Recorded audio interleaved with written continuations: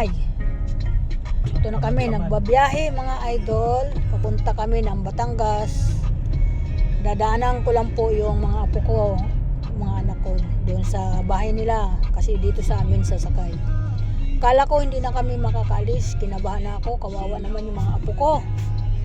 Iiyakan yan. Kaso lang, mabait talaga ang Panginoon. Binigyan pa rin. May driver naman talaga ako na kaso lang may isang driver kami. Nagka-problema, nagtae, hindi nakapag-drive. Kaya lang, okay lang sabi ko. Nandiyan naman si Pres. Yung aming Kaya siya ngayon yung kasama namin, mga idol. Diba? Nakaalis kami. Maaga pa. Anong araw ngayon? Ano bang araw ngayon? Martes ba ngayon?